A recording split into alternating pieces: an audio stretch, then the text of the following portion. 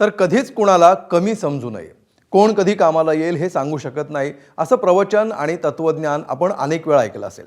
आणि याचा प्रत्यय महाराष्ट्रातल्या बड्या राजकीय पक्षांना येतोय.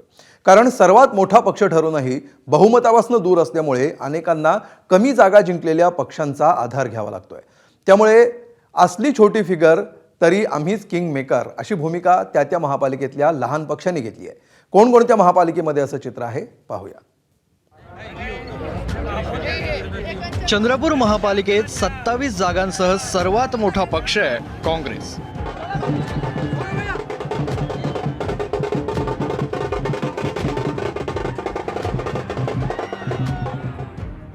तर 23 जागा जिंकून भाजप ही सत्तेच्या शर्यतीत आहे.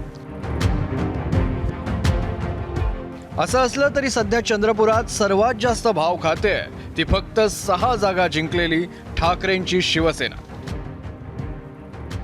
आणि त्यांच्याच जोडीला 2 जागा जिंकलेल्या वंचित बहुजन विकास आघाडीचाही भाव वधारलाय. कारण बहुमताचा आकडा गाठण्यासाठी या 2 पक्षांच्या कुबड्या आवश्यक आहेत. चंद्रपुरात बहुमताचा आकडा आहे 34.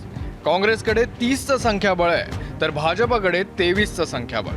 त्यामुळे ठाकरेंची शिवसेना किंग मेकरच्या भूमिकेत आहे. एकीकडे काँग्रेस नेत्यांनी ठाकरेंच्या शिवसेनेशी चर्चा सुरू केली आहे, तर दुसरीकडे ठाकरेंच्या शिवसेनेचं ठरलंय, जो महापौर पदाच्या खुर्चीवर बसण्याचा मान देईल त्यालाच पाठिंबा द्यायचा. मी आपल्या माध्यमातून सर्वांना सांगितलं तर मला जो आमचा शिवसेनेचा जो महापौर करणार आम्ही त्याच्यासोबत जायला तयार आहोत. आता आणि ऑफरची गोष्ट आम्ही कोणाला ऑफर त्याच्या विषयी मी आपल्या माध्यमातून सर्वांसमोरच बोललो का मला जो महापौर बनवेल शिवसेनेचा महापौर बनवेल मी त्याच्यासोबत जायला तयार आहे. म्हणजे तुम्ही भाजप सोबत देखील जाऊ शकता.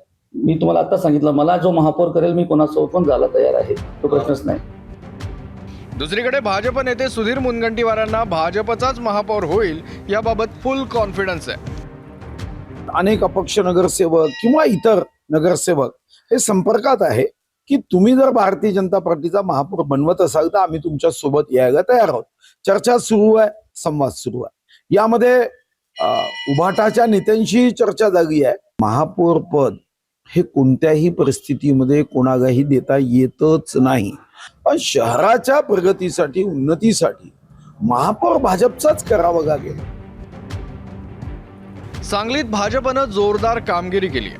मात्र बहुमतासाठी एक आकडा कमी पडल्यानं भाजपला कुणाचा ना कुणाचा आधार घ्यावा लागणार आहे. सांगलीतला बहुमताचा आकडा आहे 40. भाजपनं 39 जागा जिंकल्यात. त्यामुळे शिवसेना किंवा राष्ट्रवादीची मदत घेतल्याशिवाय भाजपला सांगली मिरज कुपवाड महापालिकेत सत्ता स्थापन करणं अशक्य आहे.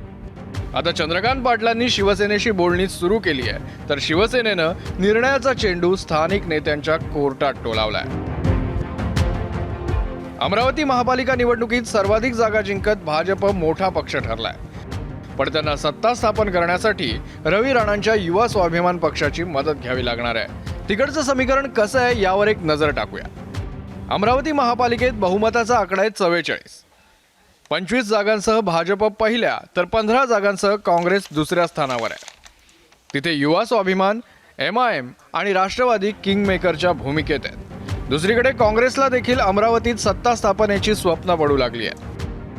भारतीय जनता पक्ष तर बहुमतापासून फार दूर आहे, फार लांब आहे. आणि आम्ही पण काँग्रेस आणि समविचारी पक्ष यांच्याशी बोलणी सुरू केलेली आहे. आणि तुम्हाला दिसून येईल की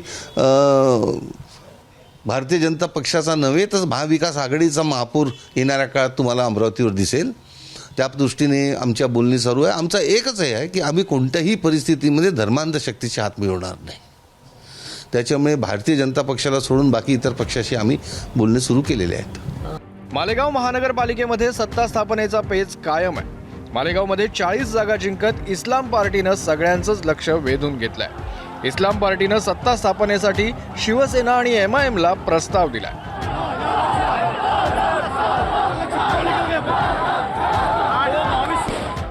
अर्थात शिवसेना हा प्रस्ताव स्वीकारण्याची शक्यता धूसरच आहे. तर सत्ता स्थापनेसाठी पाठिंबा देण्याच्या बदल्यात MIM स्वतःच्या पदरात आता काय पाडून घेणार हे महत्त्वाचं ठरेल. मालेगाव महापालिकेतली मॅजिक फिगर आहे 43. 40 जागा जिंकलेल्या इस्लाम पार्टीला पाठिंबा देण्यासाठी आता कोण पुढे येत आहे हे पाहणं महत्त्वाचं ठरणार आहे. दरम्यान मालेगाव महापालिकेत शिंदेंनी आमचा पाठिंबा मागितलाय असा दावा MIMचे नेते इम्तियाज जलील यांनी केलाय. 35 सीट जो है हम इस्लाम पार्टी को मिली है और 4 हमारे जो अलायंस में समाजवादी पार्टी से 40 सीट हमारे पास है और जो बहुमत है जो महापौर के लिए 43 नगर सेवक की आवश्यकता है. 3 है और 3 हमने आह्वान किया है शहर के सभी जो अलग अलग पक्ष के जो लोग हैं उनके नगर सेवकों को, उनके नेताओं को कि बिना शर्त हमको पाठिंबा दे दो अगर सब शहर का विकास डेवलप चाहते हैं, क्योंकि शहर की जनता ने हमारे बाजू से मैंडेट दिया है. खऱ्या सांगायचे असेल तर एकनाथ शिंदे साहेबांनी सुद्धा त्यांच्या शिवसेनेनी सुद्धा एका ठिकाणी आमचे समर्थन मागलेलं आहे आणि स्पष्टपणे आम्ही नकार दिलेला आहे त्यांना की कुठे मागितलं कोणत्याही होतं? नकार दिलाय म्हणून सांगा ना. कोणत्याही परिस्थितीमध्ये आम्ही मालेगाव सारख्या ठिकाणी आम्ही एकनाथ शिंदे साहेब सोबत जाणार नाही. जे भारतीय जनता पार्टी सोबत आहे त्यांच्यासोबत. त्यांनी मागितलं होतं मालेगावला तुम्हाला? आता विचारून बघा त्यांना. तुम्हाला की मागितलं आता त्यांना विचारा ना. मी तर बोलतो ना, मी तर तुम्हाला बोलतो ना की जेव्हा आम्ही हे निर्णय घेतलेला आहे की नाही आम्ही तुमच्यासोबत जाणार नाही, याचा अर्थ हे आहे की त्यांनी मागितलंच असेल. भिवंडी महापालिकेत सत्ता स्थापन करण्यासाठी काँग्रेसनं हालचाली सुरू केल्या. काँग्रेसनं शरद पवारांची राष्ट्रवादी, सपा आणि कोणार्क विकास आघाडीसोबत सत्ता स्थापनेसाठी चर्चा सुरू केली आहे. भिवंडी महापालिकेत एकूण 90 जागा असून सत्ता स्थापनेसाठी 46 जागांची आवश्यकता आहे. मात्र एकाही पक्षाला बहुमत न मिळाल्यानं तिथे त्रिशंकू स्थिती निर्माण झाली आहे. काँग्रेसला 30 जागा मिळाल्यानं त्यांच्याकडून सत्ता स्थापनेचे प्रयत्न सुरू झाले आहेत. मात्र त्यांना आणखी 16 नगरसेवकांच्या पाठिंब्याची गरज आहे. त्यामुळे काँग्रेस पक्ष आता कुणासोबत आघाडी करणार हे पाहणं महत्त्वाचं ठरेल. तर आता छोटी फिगरवाले म्हणजेच कमी जागा जिंकलेले पण किंग मेकरच्या भूमिकेत असलेले पक्ष पाठिंब्याच्या बदल्यात काय काय पदरात पाडून घेतात हे पाहणं औत्सुक्याचं ठरणार आहे. तसंच पाठिंब्याच्या बदल्यात काहीतरी मिळणार म्हणून ते पक्ष स्वतःच्या विचारसरणीला तिलांजली देणार का, याकडे देखील महाराष्ट्राचं लक्ष असेल. ब्युरो रिपोर्ट, ABP माझा. ABP माझा, उघडा डोळे बघा नीट.